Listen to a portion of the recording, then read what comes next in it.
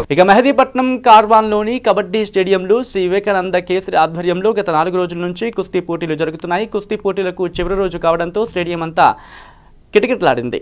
పోటీల్లో గత 4 రోజుల నుంచి రాష్ట్రం నలుమూలల నుంచి పోటీలో పాల్గొని తమ సత్తాను చాటుకున్నారు క్రీడాకారుడు. పోటీలో పాల్గొన్న ప్రతి రెజ్లర్కి పార్టిసిపేషన్ సర్టిఫికేట్, గెలుపొందిన అభ్యర్థులకు తగిన బహుమతులు ఇచ్చి సత్కరించారు. ఈ సందర్భంగా నిర్వాహకులు మాట్లాడుతూ గత 6 సంవత్సరాల నుంచి ఈ విధంగా పోటీ నిర్వహిస్తున్నామని, ఛత్రపతి శివాజీ ఆర్గనైజేషన్ ఆధ్వర్యంలో ఈ పోటీలు నిర్వహిస్తున్నామని, ఈసారి వివేకానంద కేసరి ఆధ్వర్యంలో పోటీలు నిర్వహించి విజేతలకు తగిన బహుమతులు ఇచ్చి సత్కరించామని అన్నారు. ఈ కార్యక్రమంలో కార్వాన్ మాజీ కార్పొరేటర్ కరుణాకర్, కోకల గోవర్ధన్, కోకల మధు, ఆర్గనైజర్స్ రాము పాల్గొన్నారు.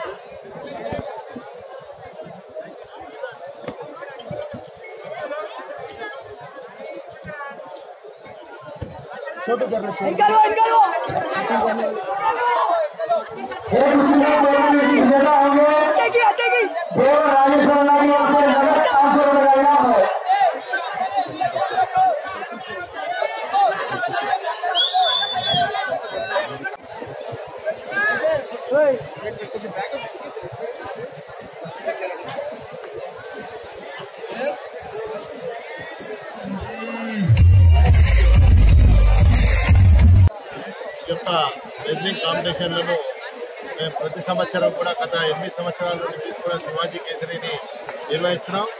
ఇది స్వామి వివేకానంద పేరు మీద మొట్టమొదటిసారి ఈసారి రాజకీయ కబడ్డీ స్టేడియంలో ఈ యొక్క కుస్తీల పోటీలను నిర్వహిస్తా ఉన్నాము. ఇది కేవలం పిల్లలను ఎంకరేజ్ చేయడానికి, మన యొక్క పిల్లలంతా కూడా రెజ్లింగ్ లో పాల్పంచుకొని బాగా ఆరోగ్యంగా ఉండాలనే ఉద్దేశంతో మేము ఈ టోర్నమెంట్ ఎంకరేజ్ చేస్తా ఉన్నాం. దీనికి యావత్తు హైదరాబాద్ మరియు రంగారెడ్డి జిల్లాలో ఉన్న వివిధ ప్రాంతాలలో ఉన్న వ్యాయామశాలతో పాటు మన యొక్క ప్రజలను కూడా వచ్చేసి దీని అందరినీ కూడా ప్రోత్సహిస్తా ఉన్నారు. ఇది గేమ్ నేషనల్ మన యొక్క జాతీయ స్థాయిలో కూడా మనం నేషనల్ లో కూడా మనోళ్ళు మెడల్ సాధించిన గేమ్ ఇది రెజ్లింగ్.